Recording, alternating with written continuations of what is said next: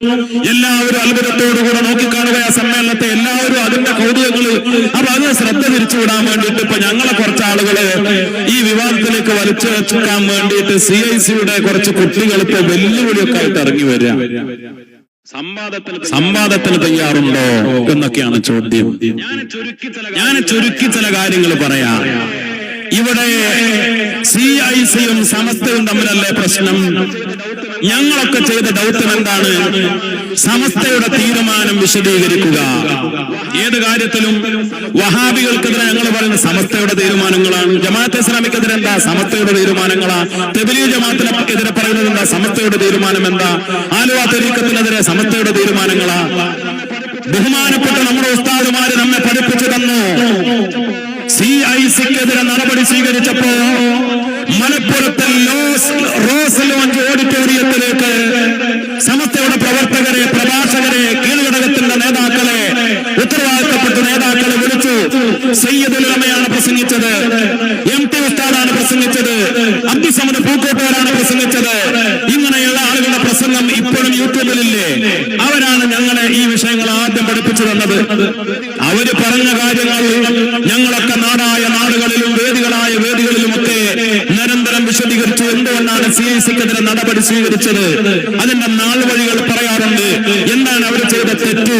ഇപ്പൊ ഇവിടെ എത്തി നിൽക്കുന്നു, ഇനി എന്താ പരിഹാരം? ഞങ്ങളൊക്കെ നിർദ്ദേശിക്കാറുണ്ട്. അപ്പോ ഇവര് തന്നെ ഇപ്പൊ പറയുന്നു, ഞാന് വെട്ടുകാട് ഒരു പ്രസംഗം നടത്തിയപ്പോ ആ പ്രസംഗത്തിൽ ചില വസ്തുതകൾ സൂചിപ്പിച്ചപ്പോ അതിന്റെ ക്ലിപ്പുകൾ മുറിച്ചിട്ട് ഒരു വാഫി, CIC-യുടെ ഉത്തരവാദിത്തപ്പെട്ടയാളാണ്, അതിന്റെ ജോയിന്റ് സെക്രട്ടറിയാണ് എന്നാണ് ഞാൻ മനസ്സിലാക്കുന്നത്. മുഹമ്മദ് അലി വാഫി എന്നാണ് പേര്. അയാൾ ഫേസ്ബുക്കിൽ വന്നിട്ട് വലിയൊരു വെല്ലുവിളി. സലാഹുദ്ദീൻ ഫൈസി സംവാദത്തിന് തയ്യാറുണ്ടോ? ഞാനൊന്ന് പറയുന്നു, സംവാദത്തിന് വെല്ലുവിളിക്കേണ്ടത് ഫേസ്ബുക്കിൽ വന്നിട്ടല്ല, ബസ് സ്റ്റാൻഡിൽ വന്നിട്ടല്ല, റെയിൽവേ സ്റ്റേഷനിൽ വന്നിട്ടല്ല. സംവാദത്തിന് വെല്ലുവിളിക്കേണ്ടത് മാന്യമായി അതിന്റെ ഒരു പ്രോട്ടോകോൾ ഉണ്ട്. സമസ്ത വഹാബികളോട് സംവാദം നടത്തിയിട്ടുണ്ട്, ജമാഅത്തുകാരോട് സംവാദം നടത്തിയിട്ടുണ്ട്, പല കക്ഷികളോട് സംവാദം നടത്തിയിട്ടുണ്ട്. ആ സംവാദം നടത്തുന്ന രീതി എന്താണ്?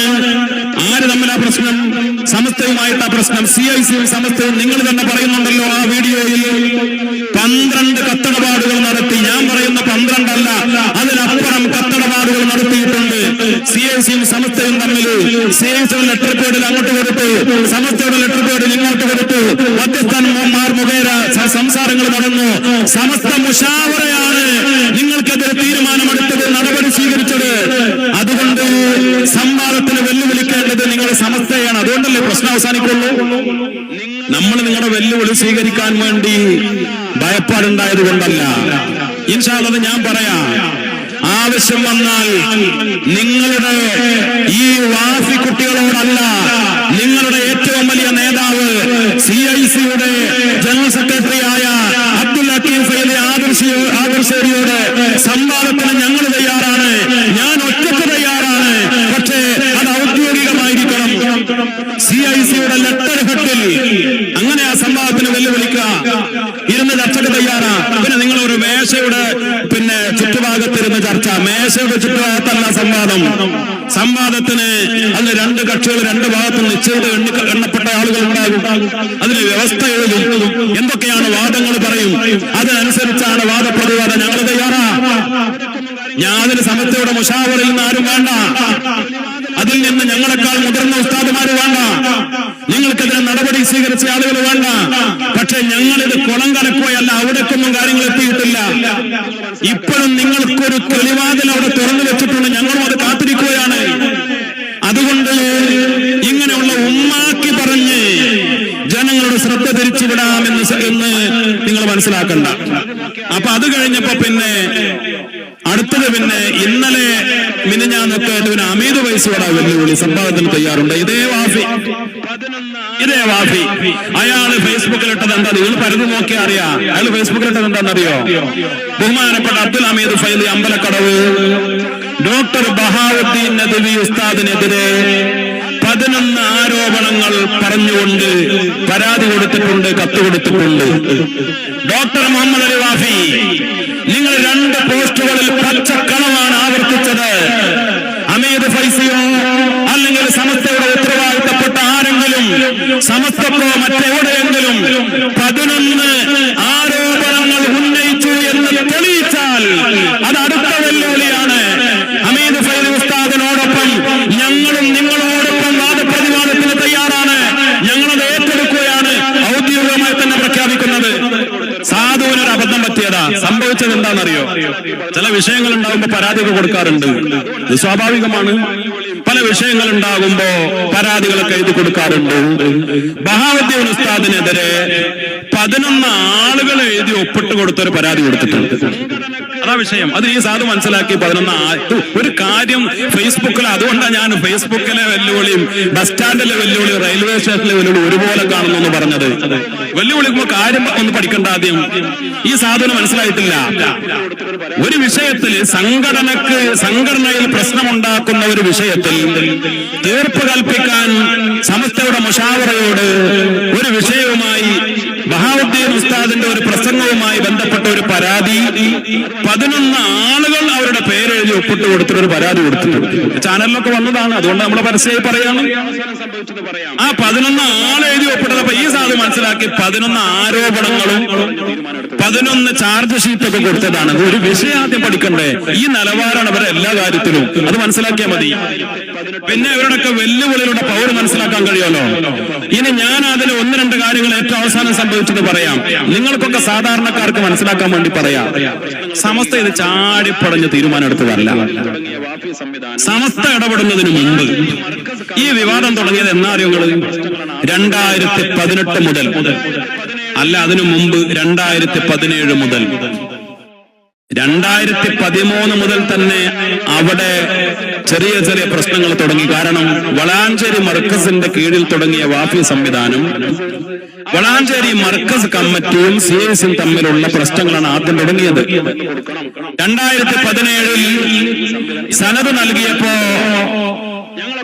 വളാഞ്ചേരി മർക്കസിന്റെ ഉത്തരവാദിത്തപ്പെട്ട ആളുകൾ വളാഞ്ചേരി മർക്കസിന്റെ പ്രസിഡന്റ് എന്നുള്ള നിലക്ക് പാണക്കാട് സയ്യിദ് ഹൈദർ ശിഹാബ് തങ്ങളും സമസ്തയുടെ സ്ഥാപനമല്ലേ വളാഞ്ചേരി മർക്കസ്, അവരാവശ്യപ്പെട്ടു വാഫി സർട്ടിഫിക്കറ്റില് തഹത്ത ഇഷ്റാഫി സമസ്ത കേരള ജമിയത്തുൽ ഉലമ എന്ന് കൊടുക്കണം. സമസ്തയുടെ കീഴിലാണ് ഈ സംവിധാനം. എന്താ അത് അഭിമാനമല്ലേ കൂട്ടരെ? ഞങ്ങളൊക്കെ ജാമ്യയിൽ നിന്ന് സനത് വാങ്ങിയ ഞങ്ങളുടെ സനതിലുണ്ടത് സമസ്തയുടെ കീഴിലാണ്. സമസ്തക്ക് അനുസരിച്ച് സമസ്തയുടെ തീരുമാനം അനുസരിച്ച് മുന്നോട്ട് പോകണം. ഞങ്ങളെ സനതിൽ എഴുതി കൊടുത്തിട്ടുണ്ട്. അതേപോലെ നമ്മുടെ സ്ഥാപനങ്ങളിൽ നിന്നൊക്കെ സനതിൽ അങ്ങനെയാ. സമസ്തയുടെ കീഴിലാണ് നമ്മുടെ സ്ഥാപനങ്ങൾ. അത് സർട്ടിഫിക്കറ്റിലും സനദിന്റെ സർട്ടിഫിക്കറ്റിലൊക്കെ ഉണ്ടാവാറുണ്ട്. അത് വേണമെന്ന് പാണക്കാട് സയ്യിദ് ഹൈദർ ശിഹാബ് തങ്ങൾ പറഞ്ഞപ്പോ എഴുതി ഒപ്പിട്ട് തീരുമാനമാക്കി കൊടുത്തപ്പോ അംഗീകരിക്കാൻ അബ്ദുൽ ഹക്കീം ഫൈലി കൂട്ടരും CISും അന്നത്തെ ആളുകൾ തയ്യാറായില്ല. അത് മുതലാ പ്രശ്നം തുടങ്ങിയത്. തീർപ്പുണ്ടായിട്ടുണ്ടോ? ഇപ്പുണ്ടോ? തീർപ്പുണ്ടായോ? തങ്ങൾ അതിനെ ചോദ്യം ചെയ്ത് പിന്നെയും കത്തുകൊടുത്ത് എന്തുകൊണ്ട് നമ്മുടെ തീരുമാനം നടപ്പാക്കിയില്ല, എന്തുകൊണ്ട് തഹത്ത ഇഷ്റാഫി സമസ്ത എന്ന് കൊടുത്തില്ല, വാഫി സംവിധാനം വളാഞ്ചേരി മർക്കസിന്റെ കീഴിലല്ലേ, മർക്കസല്ലേ അതിന് സർട്ടിഫിക്കറ്റ് കൊടുക്കേണ്ടത്, തങ്ങൾ കത്ത് കൊടുത്തു. 2017 18 ഈ നിരന്തരമായ ചർച്ചകൾ നടന്നു. സമസ്ത അന്ന് ഇടപെട്ടിട്ടില്ല. പിന്നീടാണ് സമസ്ത ഇടപെടുന്നത്, സമസ്തയുടെ മുന്നിലേക്ക് ഇത് വരുന്നത്. അപ്പോഴാ സമസ്ത ഇടപെടാൻ തുടങ്ങിയത്. സയ്യിദ് ഹൈദർ ശിഹാബ് തങ്ങളുടെ കാലഘട്ടത്തിൽ ഈ അസ്വാരസ്യം തുടങ്ങിയിട്ടുണ്ട്. ആ വിഷയത്തിന് ഇന്നേ ഒരു തീർപ്പ് കൽപ്പിച്ചിട്ടില്ല. വാഫികളുടെ സർട്ടിഫിക്കറ്റിൽ ഇന്നേ ഒരു തഹത്ത ഇഷ്റാഫി സമസ്ത കേരള ജമിയത്തുൽ ഉലമ രേഖപ്പെടുത്താൻ തയ്യാറായില്ല. നന്ദി കേടല്ലേ അത്? ഇത് തുടങ്ങുമ്പോൾ വാഫി സിലബസ് തുടങ്ങുമ്പോൾ സമസ്തയുടെ കീഴിൽ സമസ്ത മുശാവറ അംഗീകരിച്ച സിലബസ് ചന്ദ്രികാ പത്രത്തിലൊക്കെ ആദ്യം പരസ്യം കൊടുത്തത് അങ്ങനെയാ. വാഫിയിലേക്ക് കുട്ടികളെ ചേർക്കാൻ SSLC കഴിഞ്ഞ കുട്ടികൾ വരണം, ചേരണം. സമസ്ത അംഗീകരിച്ച് ബോധ്യപ്പെട്ട സിലബസ് ആണ്, സമസ്തയുടെ കീഴിലാണ്. ഇവര് പരസ്യം കൊടുത്തില്ലേ? കാരണം സമസ്ത അംഗീകരിച്ചു എന്ന് പറഞ്ഞാലേ ആളെ കിട്ടൂ, ആളുകൾ വരൂ. അതിനുവേണ്ടി സമസ്തയാണ്, സമസ്തയുടെ കീഴിലാണെന്ന് പറഞ്ഞു. പക്ഷേ ഇപ്പൊ അവസാനം എത്തിയപ്പോൾ ആളും അർത്ഥക്കാര് സർട്ടിഫിക്കറ്റ് കൊടുക്കാനായപ്പോ ഞങ്ങൾക്ക് സമസ്തയെ വേണ്ട. പിന്നെ രണ്ടാമത്തെ വിവാദമുണ്ടായി. പെൺകുട്ടികളുടെ വിവാഹം, വഫിയ കുട്ടികളുടെ വിവാഹവുമായി ബന്ധപ്പെട്ട് കോഴ്സ് കഴിഞ്ഞാലേ വിവാഹം പാടുള്ളൂ. സമസ്ത അതിൽ ഇടപെട്ട് ചർച്ച നടത്തി. പിന്നെ അതേപോലെ ജസ്റ്റിസ് കമാൽ പാഷ അദ്ദേഹത്തെ ഉപദേശക സമിതിയിൽ പെടുത്തി. സമസ്ത അതിനെതിരായി നിലപാട് പറഞ്ഞു. ഒരു കാര്യം, ഞാൻ എന്റെ പ്രസംഗത്തിനെതിരെ വീഡിയോ ഇറക്കി വെല്ലുവിളിച്ച ആള് അതിൽ പറയുന്നുണ്ട് ഇതൊക്കെ അംഗീകരിച്ചു. ഒരു തെറ്റിദ്ധരിപ്പിക്കല. കാര്യം മനസ്സിലാക്കണം.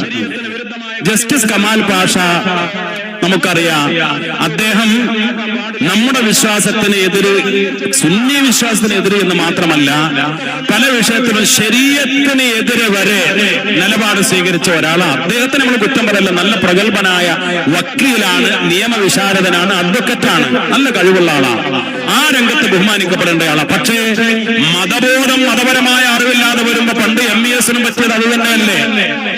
ശരീഅത്തിന് വിരുദ്ധമായ കാര്യങ്ങളൊക്കെ വരുമ്പോ അങ്ങനത്തെ ഒരാളെ സമസ്തയുടെ സംവിധാനത്തിന്റെ ഉപദേശ സഭയാക്കാൻ പാടില്ല എന്ന് പറഞ്ഞപ്പോ അന്ന് ഇവരെ അംഗീകരിച്ചിട്ടില്ല.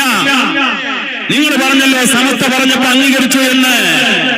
എനിക്കെതിരെ മറുപടി പറഞ്ഞപ്പോ ആ മറുപടി പ്രസംഗകൻ എന്റെ സുഹൃത്താണ് അഹമ്മദ് ഫൈലി കക്കാട്, അഹമ്മദ് വാഫി കക്കാട് എന്നും പറയാറുണ്ട്. അദ്ദേഹം പറയുന്നുണ്ട് അതൊക്കെ സമസ്ത പറഞ്ഞപ്പോ അംഗീകരിച്ചു. ഇല്ല ഫൈലി, ഇല്ല വാഫി, നിങ്ങൾ അംഗീകരിച്ചിട്ടില്ല. സമസ്ത പറഞ്ഞപ്പോ നിങ്ങൾ അതിന് വിലങ്ങു നിൽക്കുകയാണ് ചെയ്തത്. കമാൽ പാഷയെ മാറ്റണമെന്ന് സമസ്ത മുഷാവറ കൂടി നിങ്ങൾക്ക് കത്ത് നൽകിയപ്പോ നിങ്ങൾ നടപ്പാക്കാൻ തയ്യാറായിട്ടില്ല. പിന്നീട് മാസങ്ങൾ കഴിഞ്ഞപ്പോ കമാൽ പാഷയെ നിങ്ങൾക്കും പറ്റാതായി, അപ്പൊ നിങ്ങൾ ഒഴിവാക്കി. അതുണ്ടായത്. എന്നിട്ട് പിന്നെ ഒരു കളവ് പ്രചരിപ്പിക്കാം, സമസ്ത പറഞ്ഞിട്ടാണ് ഞങ്ങൾ കമാൽ പാഷയെ മാറ്റിയത്. അല്ല, അത് ശുദ്ധ കളവല്ലേ? അതിന്റെ രേഖാമൂലം നിങ്ങളോട് ചർച്ചയ്ക്ക് ഞങ്ങളും തയ്യാറാ. കമാൽ പാഷയെ സമസ്തയുടെ നിർദ്ദേശപ്രകാരമല്ല നിങ്ങൾ മാറ്റിയത്. പെൺകുട്ടികളുടെ വിവാഹ സമയവുമായി ബന്ധപ്പെട്ട് നിങ്ങൾ ഉസ്താദുമാരോട് പറഞ്ഞതെന്താ? അത് അംഗീകരിച്ചിട്ടില്ല.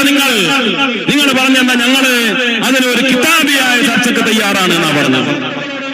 സമസ്ത ഒരു കാര്യം പറയുമ്പോൾ അംഗീകരിക്കണ്ടേ? അങ്ങനത്തെ ഒരു കാര്യം അത് മസ്അല മാത്രമല്ലല്ലോ. സമസ്തയുടെ മുന്നിലുള്ള സാമൂഹികമായ പ്രശ്നങ്ങളൊക്കെ ഉണ്ടല്ലോ. അത് പ്രകാരം ഈ മുതിർന്ന ഈ മുഷാവറ കാര്യം തീരുമാനിച്ച അത് സമസ്തയുടെ കീഴിലുള്ള ഒരു സംവിധാനം അംഗീകരിക്കണ്ടേ? അതിന് പകരം ഞങ്ങൾ കിതാബ് വെച്ചിട്ട് ഞങ്ങൾ ചർച്ചയ്ക്ക് തയ്യാറാണ്, അതുപോലെ സംവാദത്തിന് ഞങ്ങൾ തയ്യാറാണ്. സമസ്തയെ വെല്ലുവിളിക്കുക, നിങ്ങളത് അംഗീകരിക്കുകയല്ല ചെയ്തത്. പിന്നെ നിങ്ങൾ പറഞ്ഞത് എന്താണ്? പിന്നെ ഭരണഘടനാ മാറ്റം അംഗീകരിച്ചു. ഇല്ല, ഈ വാഫികളോടും ഇത് പറഞ്ഞ സുഹൃത്തുക്കളോടും ഞങ്ങൾ വെല്ലുവിളിച്ച് തന്നെ പറയുന്നു. നിങ്ങൾ ഇങ്ങോട്ട് വെല്ലുവിളിച്ചപ്പോ അങ്ങോട്ടും വെല്ലുവിളിക്കാം. 2004 സയ്യിദ് ഹൈദർ അലി ശിഹാബ് തങ്ങൾ ഒപ്പിട്ട ഭരണഘടന, ആ ഭരണഘടന നിങ്ങൾ 2022 തിരുത്തിയത്. സമസ്തയെ നിങ്ങൾ വെട്ടിമാറ്റി. ഒന്നാമത്തെ ലക്ഷ്യം തന്നെ സമസ്തയെ വെട്ടിമാറ്റി. എന്നിട്ട് ഇവരെങ്ങനെ അവിടെ അവതരിപ്പിക്കുന്നുണ്ട്, അത് ഭരണഘടന ഞങ്ങൾ ഭേദഗതി ചെയ്യാൻ കാരണം അത് ഇൻകം ടാക്സുമായി ബന്ധപ്പെട്ട വിഷയമാണ്. ഞങ്ങളോട് അഡ്വൈസർ അങ്ങനെ പറഞ്ഞിട്ടുണ്ട്, ഞങ്ങൾ വക്കീൽ അങ്ങനെ പറഞ്ഞിട്ടുണ്ട്.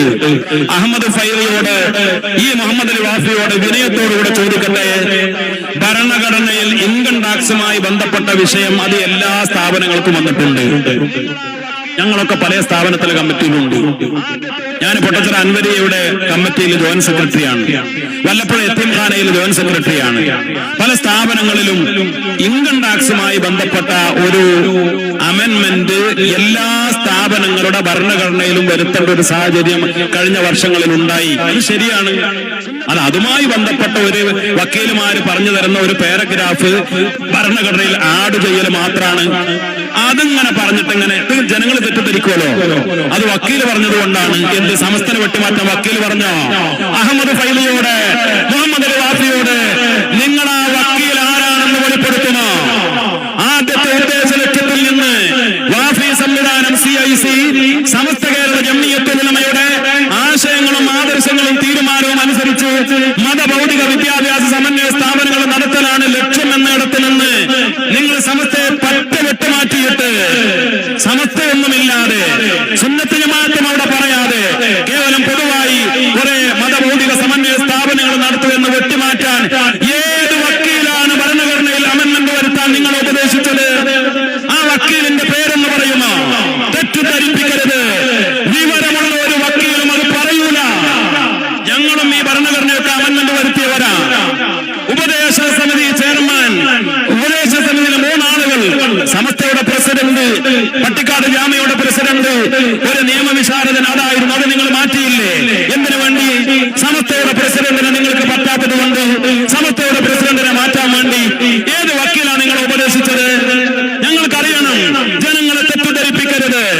അതേപോലെ ആ ഭരണഘടനയിൽ നിങ്ങൾ വഫിയ പ്രതിനിധികളെ, പെൺകുട്ടികളെ ഭരണഘടനയിൽ നിങ്ങൾ ഉൾപ്പെടുത്തണമെന്ന് പറഞ്ഞു.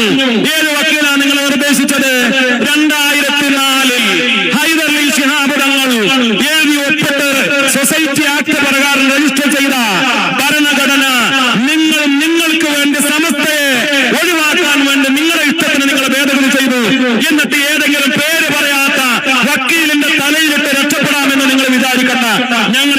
ചർച്ചക്കൊക്കെ തയ്യാറാ.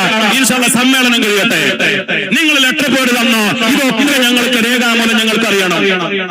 ഇത് നിങ്ങളാ ഇത് പുറത്തേക്ക് വലിച്ചു വെക്കാൻ ഞങ്ങൾ നിർബന്ധിച്ചത്.